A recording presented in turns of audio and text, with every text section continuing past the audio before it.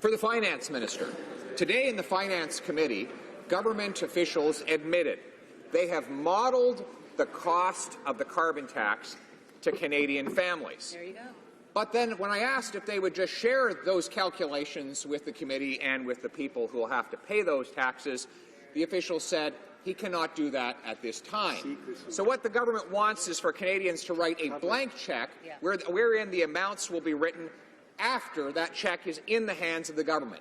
Why won't the Finance Minister end his carbon tax cover-up and tell us what this tax would cost Canadians? Honourable Minister of Environment.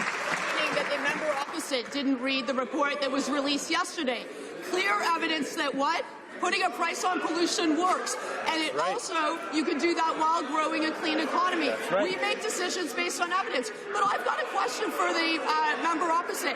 What would his party do to tackle climate change? Do they even believe it's real? Because they have no plan. Hear, hear. Order. The honourable member for Carleton.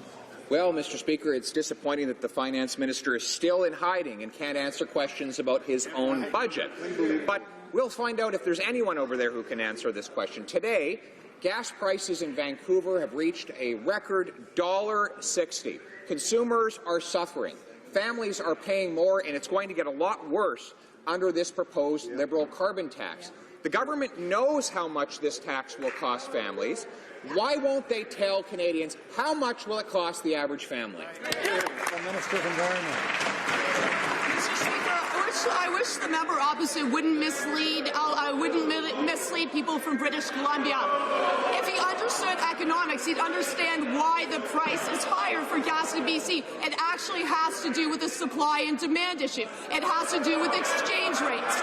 We understand that polluting is not free. There is a real cost on Canadians, and I wish he could tell all the kids that are watching Question Period right now what he would do to ensure a more sustainable future for them. Hear, hear.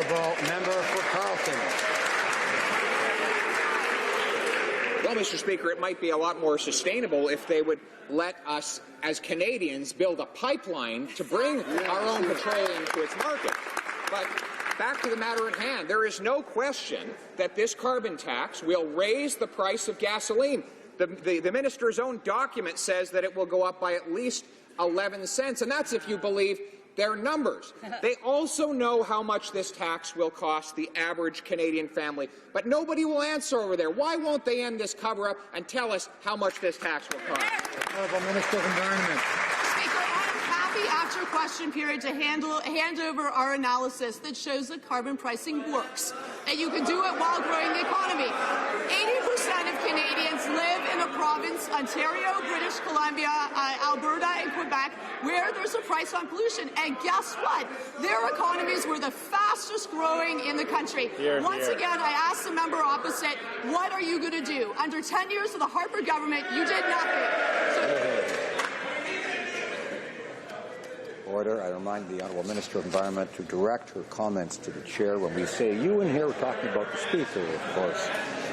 Honourable Member for Carleton.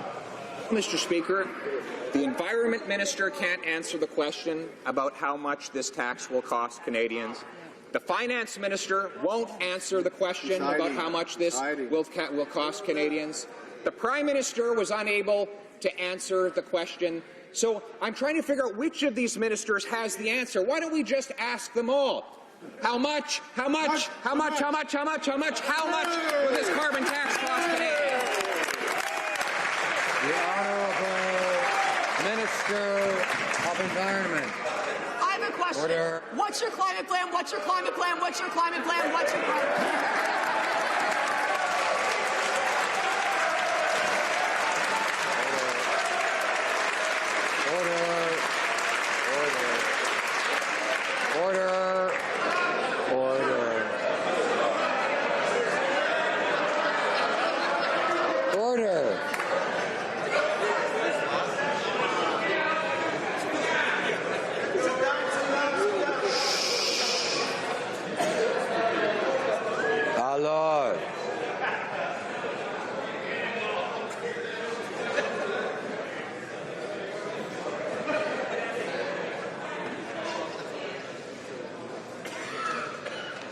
The honourable member for Carleton. Well, she should know because she actually followed the Conservative targets on climate change.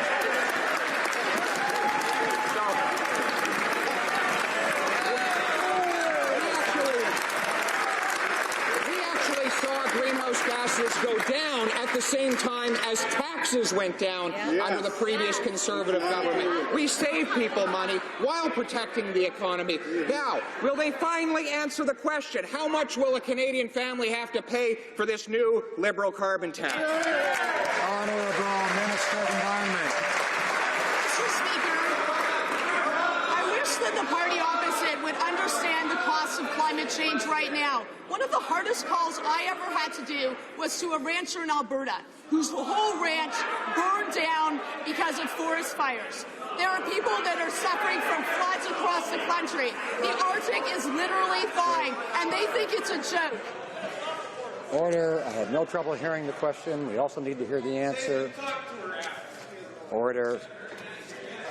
I'd ask my members for Kitchener-Conestoga and others,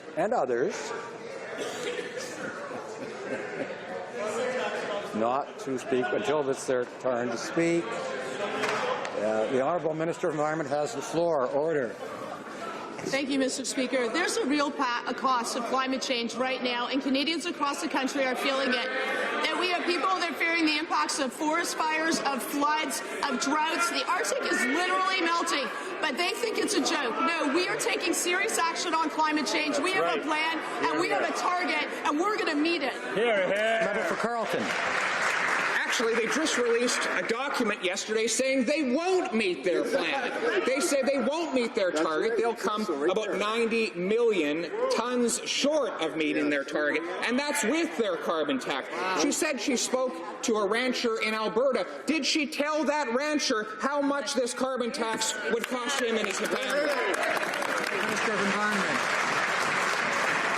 I don't know how I can make it more clear. Maybe the member opposite could go call the insurance companies, because insurance companies tell me every day the huge payouts that they're having to pay because of the cost of climate change. Let me also talk about the opportunity, the $23 trillion opportunity, as Mark Carney, the governor of Bank of England, has called it, of clean growth. This party doesn't understand that we need to protect our environment and grow in our economy. We're going to do both. They will do neither.